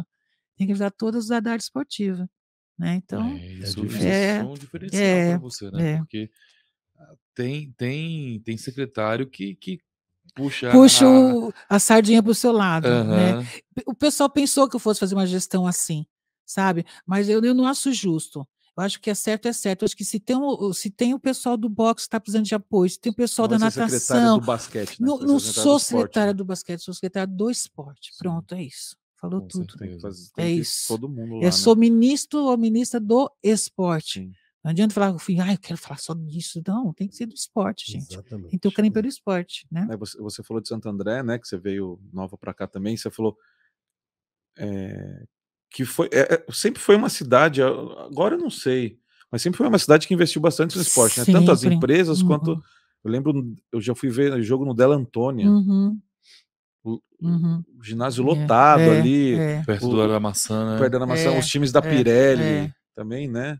Tem Banespa tinha aqui em São os Bernardo. Jogos Abertos do Interior, era forte, que movimenta demais as cidades, né? Ainda é forte? Não, isso é tão estranho. Os jogos abertos estão fazendo assim, uma modalidade joga ali, outra joga aqui. Não é como na nossa época. Era uma cidade só. Era a Olimpíada, né? Era a Olimpíada do interior, a gente falava, porque era jogos regionais, jogos abertos. Então, quando tinha jogos abertos regionais, nossa, a gente não via a hora, ficava na escola, aquela bagunça toda, aquela convivência com todos os atletas. E Santo André e São Caetano sempre teve a briga de ser quem era campeão geral, porque os dois estados tinham esporte de tudo, até bolinha de gude tinha. Então, parou tudo, é uma pena.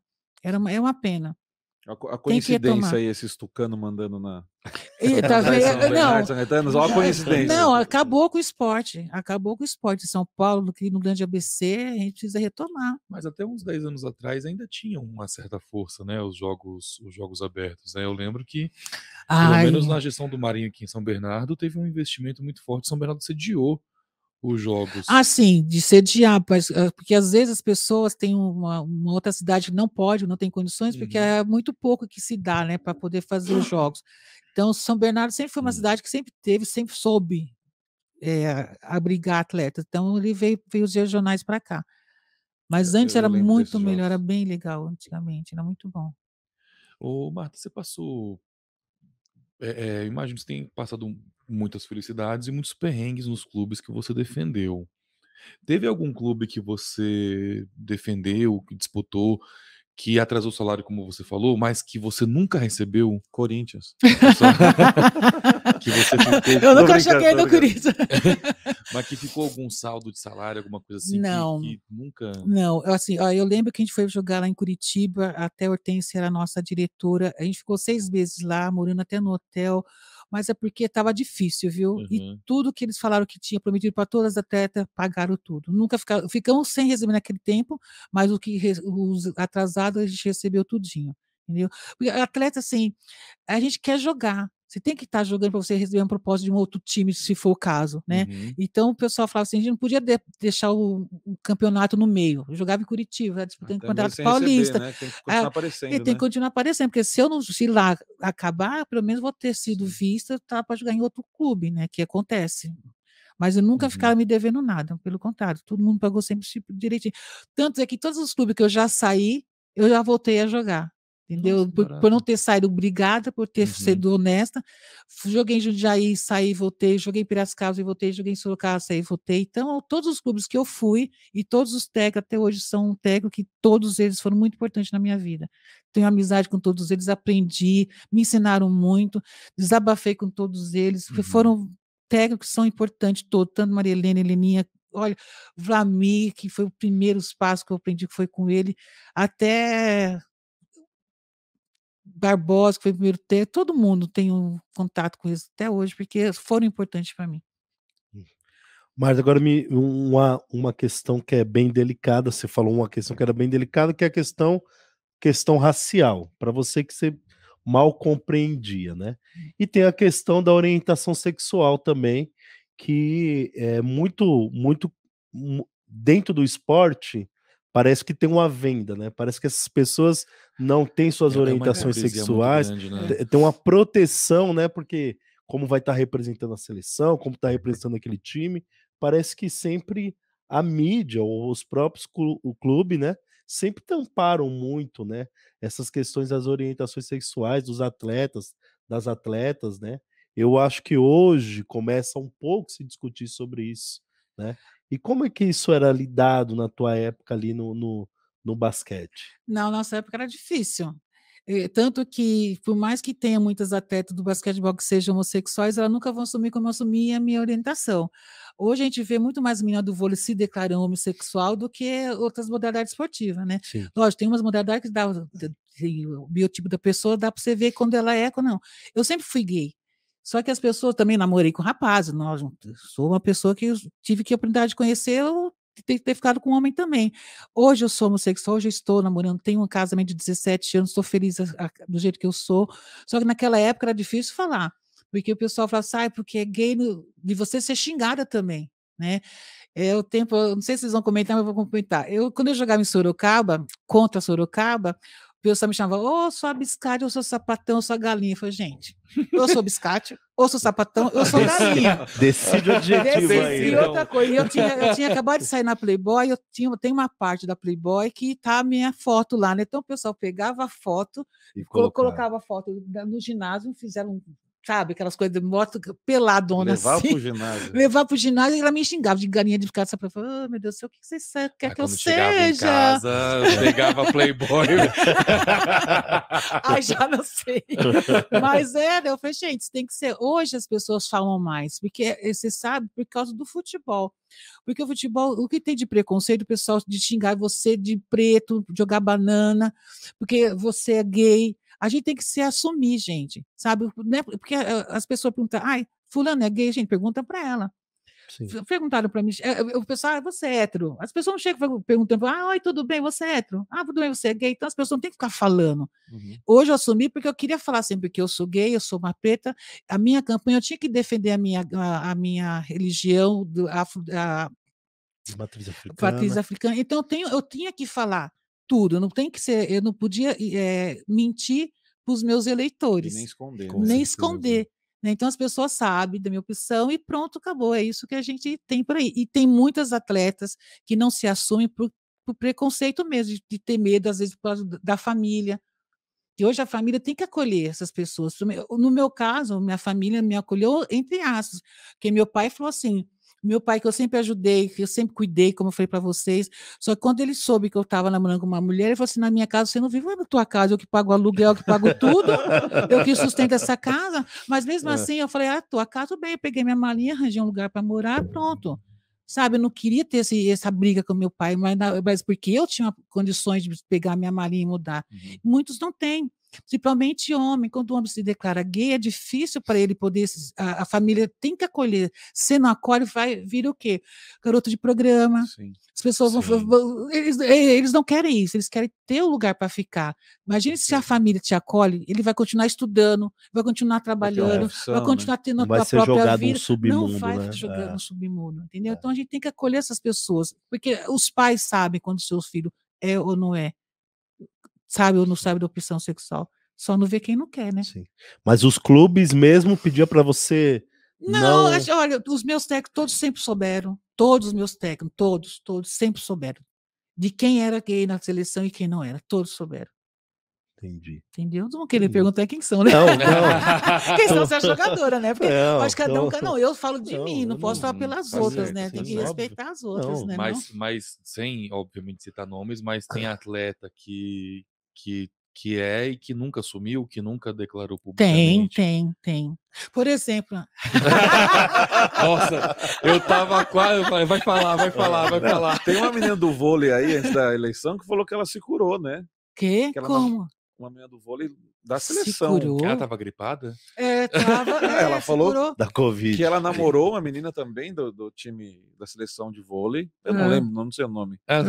E aí que ela se curou. Ela só testou ficar com mulher, namorar com mulher, mas não... Teve a cura e voltou no 22. Só pode. Exatamente isso mesmo. Na verdade, ela voltou para a vida de negação. É exatamente não isso. Não é uma coisa que aí a namorada dela fez um post lá no Instagram falando tudo, tipo, entendeu? A ex-namorada, né? Uhum. Então... Olha, eu sou foqueirinha aqui. Vou tricotar. Não, tem os nomes aí, né? Que eu peguei 4 vezes Covid, Marta. Eu não tenho memória nenhuma. Sério? Eu não sei o nome dos meus cachorros. Marta, bom, você é medalhista olímpica, medalhista pan-americana, tantos troféus aí em clube e tal, tantos campeonatos, tanta experiência também, né? Que às vezes não ganha, mas valeu a experiência, igual uma Olimpíada em Atlanta, a terra da Coca-Cola. Você, medalhista de prata, que, diferentemente do que você citou aí, Prata, vocês perderam. Então. É uma medalha de ouro na casa delas, Sim, né? no aniversário. O que você fala assim, no esporte faltou, assim, que você falou, eu nunca joguei no Corinthians. Além de não ter jogado no Corinthians, o que faltou? Você fala, puta, que pena que não aconteceu isso na minha carreira. Não teve nada que. Acho que a única coisa que eu sinto pena, que da verdade, por mais que o pessoal fale que não, de eu não ter ido participar do Mundial de 94, porque eu tinha treinado pra caramba, estava bem, eu fiz uma cirurgia de mioma naquela época, né? E eu estava com cirurgia, então eu não podia disputar mesmo o Mundial. Eu acho que a única coisa do basquete que eu, de repente, eu poderia ter ido para o Mundial, porque foi na Austrália, nós ser campeã fora de casa é bom pra caramba. Sim. Se você ganhar em casa é ótimo, porque a pressão é maior que quando você está jogando em casa, né? Quando você está jogando fora, é melhor jogar fora do adversário, na casa do adversário. Só isso, de resto não tem nada assim. Tudo que eu fiz pelo basquete, todos os dedos quebrados, toda a mão machucada, torcido, pé, faria tudo de novo, porque quando você está em quadra, gente, que nem a gente fala que o jogador cai daquelas umas cambalhotas, dá 3 pés no chão, no pé, sai correndo. Então a gente é assim, a gente quieta na quadra. Então, se você não fizer as coisas com dedicação, não adianta você fazer meia coxa, meia boca. Tem que ser 100%. Então, eu faria tudo de novo. Não me arrependi de nada. Com certeza. Até as cotoveladas que eu levei. Que dava muita cotovelada também. Lá, eu levava também, mas dava também. Eu me protegia, na verdade, mas com certeza. Era bom. Você falou muito en passant, mas eu vou ter que pedir para você contar como é que eu, foi o processo. Eu pensei que você pedir para Marta cantar uma música. Eu não canto nada. Boa, canta. Não, como pousar nua. Como é que foi o convite, o dia do ensaio? Você não foi capa, né? Não, o pessoal ficou tão bravo que foi a Sônia Lima na época que ela foi, ela era bonita também.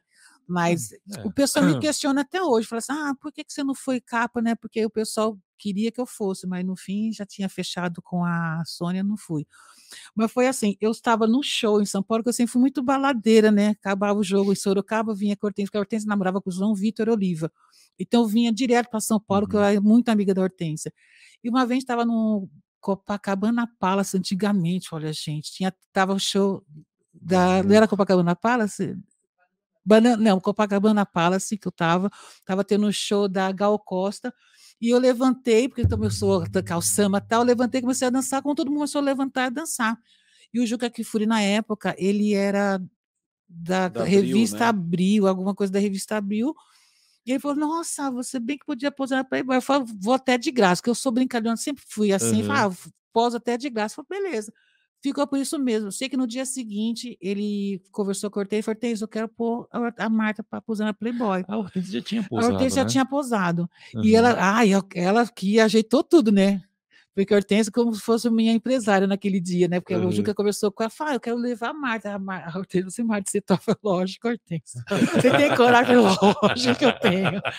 Aí a Paula falava assim, Marta, você vai abrir as pernas. Eu falei, lógico, Paula, você vai? Ela falava assim, nossa, você não tem vergonha? Imagine você estar numa borracharia, colocando pneu no seu carro, você olha, tem uma foto do sofá. Paula, eu sempre fui falar, Paula, eu ia adorar, mas já... Não, mas foi assim mesmo. Pronto, aí quando eu fui posar, a gente foi aqui em Cabo Frio, aqui perto, numa praia e tal, fiz a foto, ele falou assim, não depila, só toma sol, tomei sol, fiquei super bem, tava bem, né, tava com corpinho de miss, tava bem, tava sarada. A Hortência foi também para ela, quis acompanhar tudo, a fofoqueira, foi acompanhar tudo, fez o contrato, ajudou tudo, fez tudo comigo, ficou na foto o tempo todo e saiu essa foto. Quando a revista chegou nas bancas, eu jogava em Sorocaba, todo mundo louco para comprar revista, né? O Vênus vai toda hora falando na revista, da banca para comprar revista. Quando chegou, a Janete foi lá a primeira a comprar. Ela chegou lá, olha que Saré, que o pessoal me chama de Saré, né? Quem tem mais, que Saré essa foto? Essa foto, não, tá errado, porque tava com uma mancha. Você não tem essa mancha no peito, não. Vou lá tocar. Foi lá e foi tocar a revista. Olha, foi o máximo, eu adorei, gente.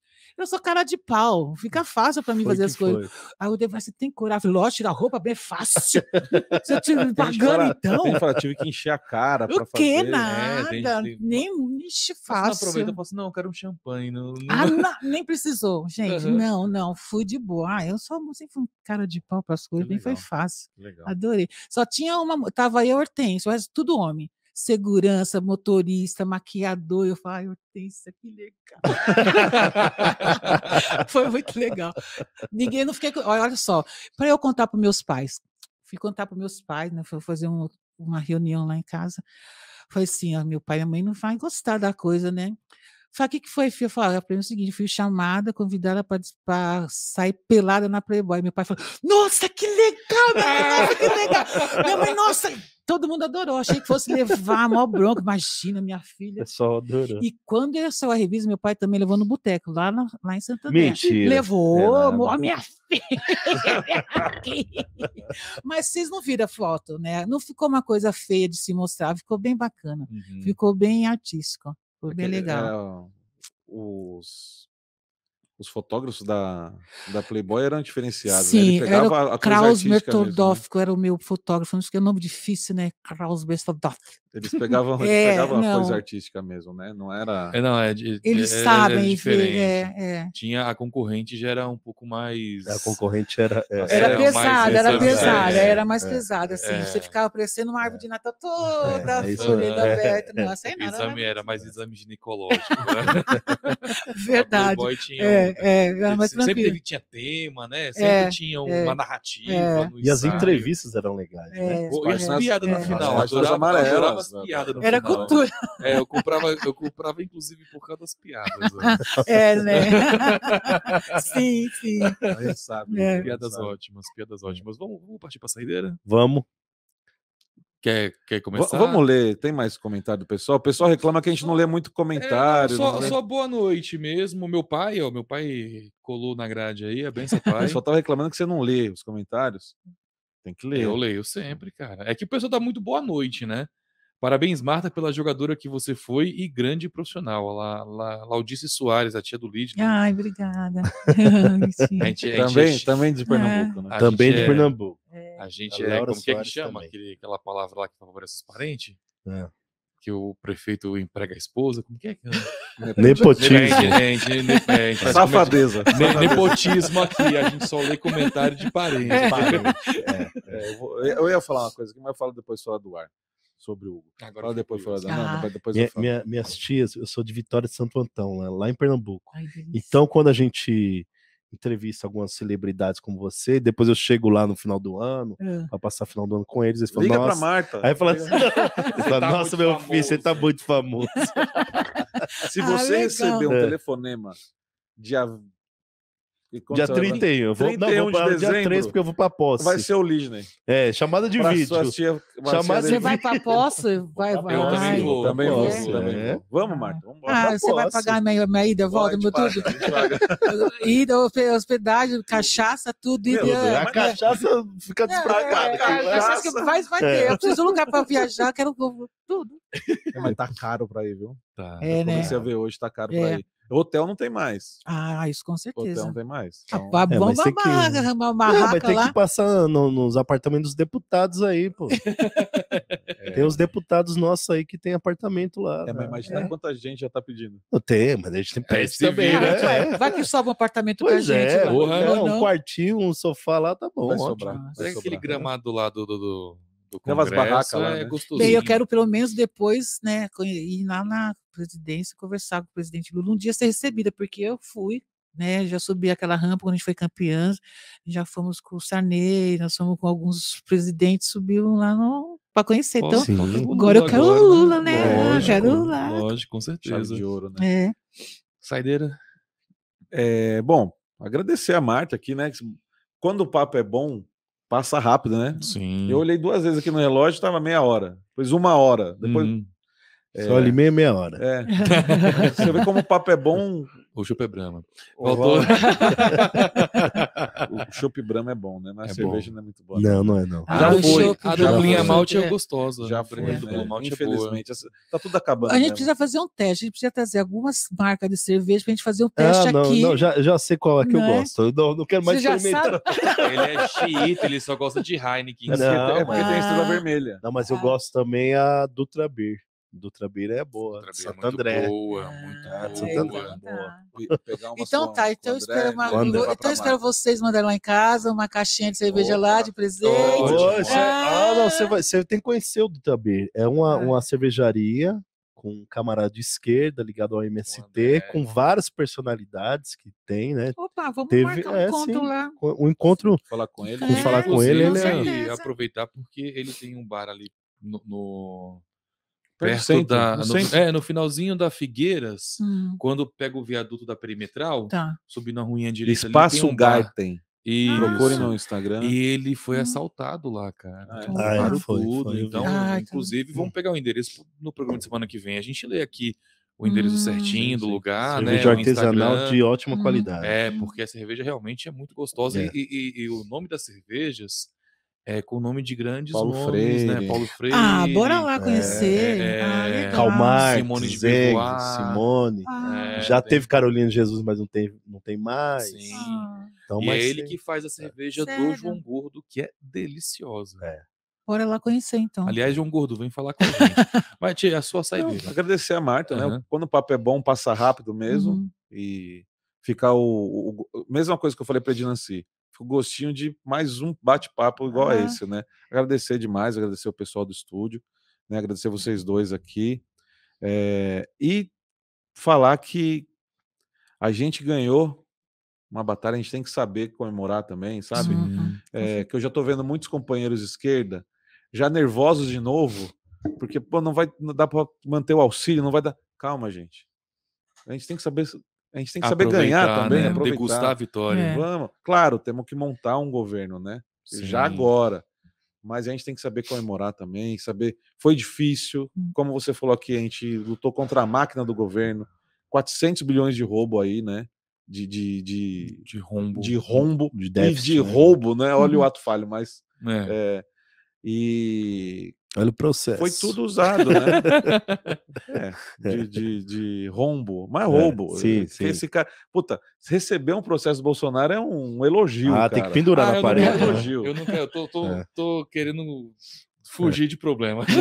E é simbólico para mim receber uma companheira tão legal quanto a Marta.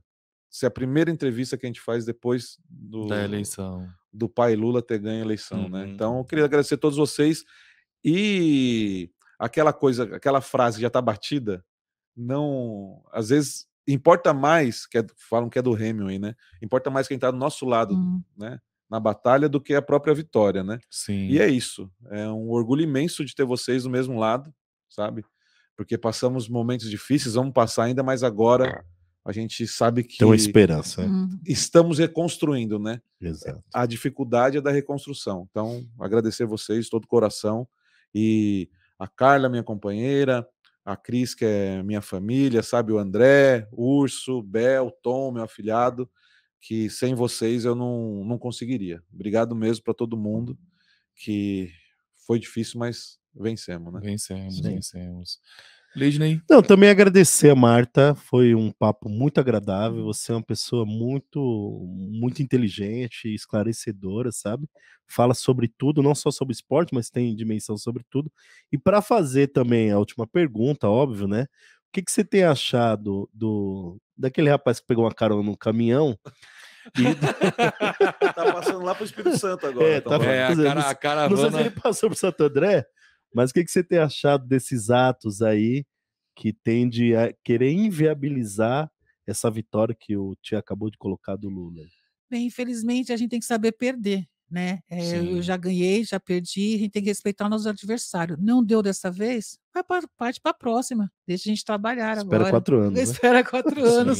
E não vai conseguir de novo. Não vai conseguir, filho. exatamente. Pode ter certeza que nós vamos lutar. Máquina. Meu filho, agora não vai. Aliás, quando a gente perdeu em 2018,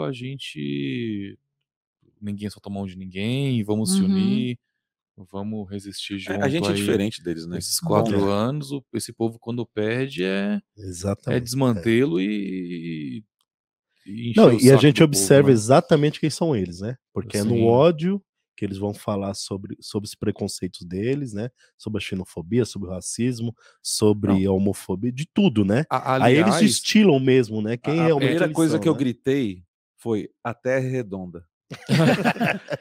Não, e aí a gente também consegue diferenciar quem é eleitor do Bolsonaro, que infelizmente tem muita gente que é eleitor, do Bolsominion, né? Porque existe uma diferença ainda, e a gente tem que dialogar com quem é eleitor do Bolsonaro. Aí eu deixo para vocês, eu não consigo não. A gente dialoga. Mas, ô Tia, você não esqueceu de nada, não? Esqueci, todo mundo me alertou aqui. Gente, século XXI, adote, não compre, dê uma chance para um gatinho aí, um cachorrinho. Não vamos comprar, não vamos, né, continuar mantendo essa indústria aí, né? Que é muito maléfica aí, né? Em pleno 2022, cara. Século XXI. Tecnologia. Você conhece Elon Musk? Você não entendeu? Tá fazendo foguete aí, ó, para o espaço, e o pessoal ainda comprando animal. Adote não compre, com certeza absoluta, Marta. Muito obrigado por ter aceitado o nosso convite. Muito obrigado por estar no nosso lado no PT, né? E como foi bom e que surpresa gostosa. Eu sou do PSOL, mas eu também, né? Então, não, mas eu tô sendo mais, como é que fala? Bairrista agora. Corporativista. Tô sendo corporativista agora. Mas que surpresa boa foi ter te visto nas atividades. Eu sou muito matuto, né? Porque a primeira vez que eu te vi na atividade, eu olhei e falei, eita, meu Deus do céu, a Marta aqui. Vou lá falar, não vou falar, não. Aí eu fico igual. Vou não. Aí criei coragem lá na padaria, bati um papo com você e depois. Ele falou pra mim assim: a Marta tá aí. Falei, vamos chamar ela pro programa. Ah, não chamo não. Falei, vai lá, rapaz. Foi. Eu sou desse jeito. Eu sou essa timidez toda minha. Só tem cara de urso. Só. Mas muito obrigado por ter aceitado. E, bom, a minha última pergunta é se dentre. Ótimo, é claro que a gente perder é sempre ruim, né?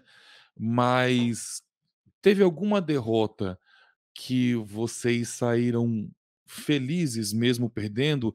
E teve alguma vitória que vocês saíram chateadas mesmo ganhando? Ai, não tem essa de você perder e sair feliz, você ganhar e sair triste. Ou você ganha, não dá, não tem, não. Não, né? Acho que quando eu perdia, ficava puta da vida mesmo. Quando ganhava, ficava feliz da vida também. Então, a gente quer ganhar sempre. Mas não dá para você sair do jogo perdendo e achar que tá feliz. Às vezes tem jogador que faz 50 pontos e acha que tá feliz mesmo perdendo, né? Não era o meu caso, não. Ficava brava. Foi justamente por isso. Né? Não dá você fazer 50 pontos e sair feliz e seu time perder. Não, eu prefiro ter feito 0 pontos e meu time você ganha, que é mais importante é meu time ganhar. Mas você não ganhou como deputado federal e tá feliz. Eu tô feliz porque o Lula ganhou, né? Porque então você faz um L, faz um coração grandão e ó, é nóis, é Lula. É isso aí. Com certeza, não? Com certeza. Bom, gente, agradecer a você que acompanhou a gente aí até o final, né? Não se esqueça de se inscrever, né? É uma coisa que eu preciso falar mais vezes, inclusive. Você parou de fazer o Momento Sérgio Malandro, mas tem que fazer isso aí também. Depois a gente explica o que era isso. O Momento Sérgio Malandro era demais. Saudade, né? Saudade mesmo. Não se esqueça de se inscrever no nosso canal, né? Não só no nosso canal Podcast Bar Fechado, mas também na TVT, né? Que a TVT tá com 850, se não me engano, 1.000 inscritos, né? Rumo a 1 milhão, e inclusive eu acho que a gente poderia. Nesse programa aqui, faltando 2 minutos, chegar a 1 milhão. Rumo a 1 milhão, e me segue também para aumentar meus seguidores, viu, gente? Marta Sobral Oficial. Né? Então sigam, por favor, a Marta e vamos fazer. 932 mil inscritos. A gente chega esse ano. Me segue lá, todo mundo aqui. O pessoal de casa, ó, me segue aí, ó, vai subindo meus seguidores, por favor. E na semana que vem, Semana que vem é véspera de feriado, não teremos programa. Não teremos programa? Ainda bem, porque eu vou viajar também e ia falar isso com vocês depois. E é isso aí, galera. Então, até o dia 21, né? Quando a gente retorna aí. E no dia 21 é surpresa. É surpresa. Tem uma surpresa boa aí. Bom, é isso então. Obrigado, Tchê. Valeu, obrigado, Lidney. Obrigado, Marta. Obrigada a todos. Até a próxima. Um cheiro no zóio. Tchau, tchau. Axé. Faz o L.